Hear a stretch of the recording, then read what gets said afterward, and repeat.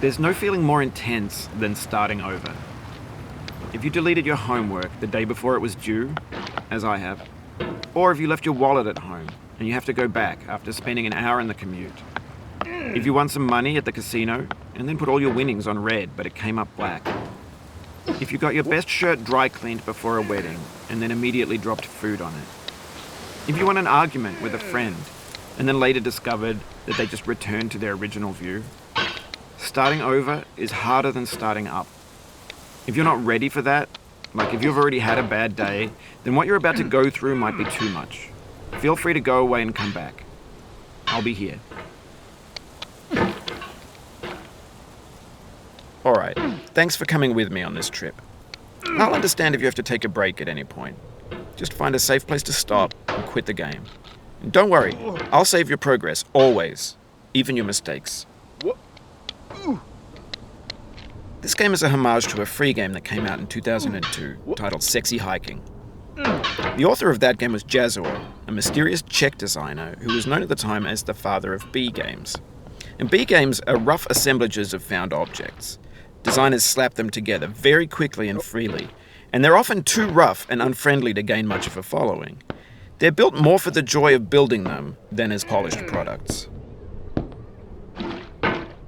In a certain way, Sexy Hiking is the perfect embodiment of a B game. It's built almost entirely out of found and recycled parts, and it's one of the most unusual and unfriendly games of its time. In it, your task is simply to drag yourself up a mountain with a hammer.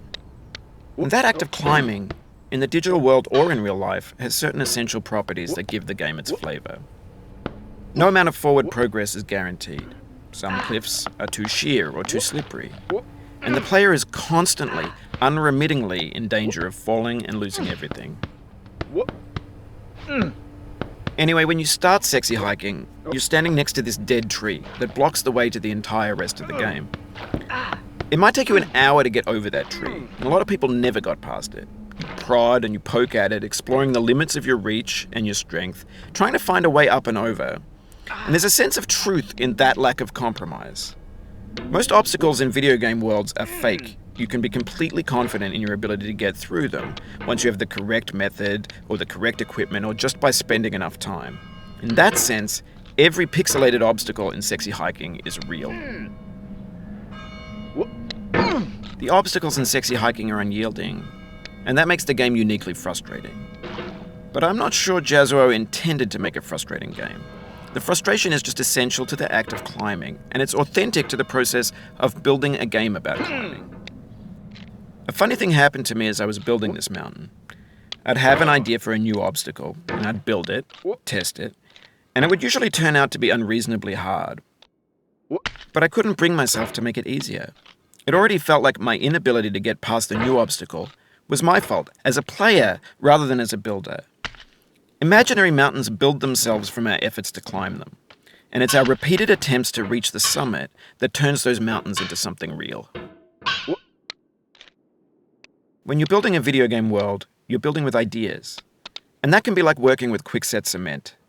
You mold your ideas into a certain shape that can be played with, and in the process of playing with them, they begin to harden and set until they're immutable, like rock. And at that point, you can't change the world. Not without breaking it into pieces and starting fresh with new ideas. For years now, people have been predicting that games would soon be made out of prefabricated objects, bought in a store and assembled into a world. And for the most part, that hasn't happened, because the objects in the stores are trash. I don't mean they look bad or that they're badly made, although a lot of them are. I mean they're trash in the way that food becomes trash as soon as you put it in the sink. Things are made to be consumed and used in a certain context, and once the moment is gone, they transform into garbage. In the context of technology, those moments pass by in seconds. Over time, we've poured more and more refuse into this vast digital landfill that we call the internet. It now vastly outnumbers and outweighs the things that are fresh and untainted and unused. When everything around us is cultural trash, trash becomes the new medium, the lingua franca of the digital age. And you can build culture out of trash. But only trash culture. B games, B movies, B music, B philosophy. Maybe this is what digital culture is. A monstrous mountain of trash, the ash heap of creativity's fountain. A landfill with every